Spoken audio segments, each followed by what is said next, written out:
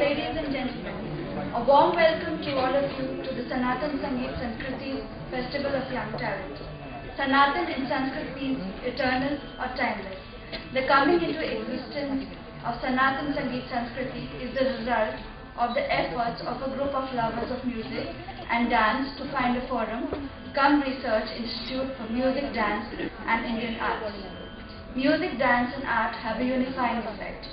They transcend religion, language and other seemingly dividing effects. While dance is music in action, art is a kind of frozen music. So these three forms merge into one. It is necessary to promote and encourage music, dance and other arts for the sake of harmony, unity and world peace. Music, dance and art will enable man to understand himself better and to realize his true nature. The Sanatan Sangeet Sanskriti has been consistently trying over for many years to identify and encourage young talent in performing arts.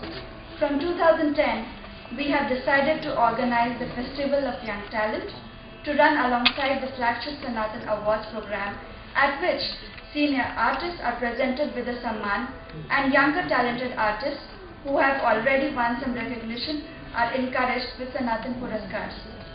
This is done so that they can gain more experience and achieve their full potential in the years to come.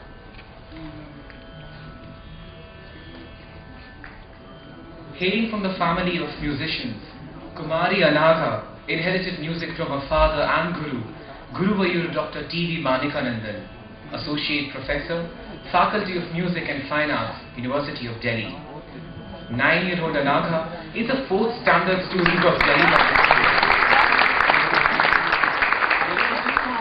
Kumari Anagha is a 4th standard student of Delhi Public School, Rohini, and a scholar badge holder for her studies for the overall performance in academics as well. She started performing at a tender age of 7 and has performed at T.N. Krishnan Foundation, Chennai last year as well. She has performed at numerous prestigious venues including the India International Centre, Triveni Chamber Theatre, Ayappa Temple R.K. Puram, Astika Samaj Keshavpuram and many more. I can go on and on and on.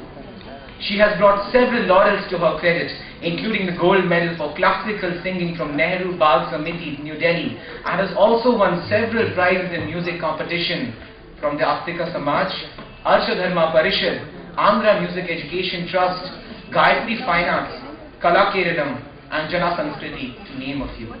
Now, in order to refresh our minds, cleanse our souls and bless us with our performance, we have Kumari Anagha.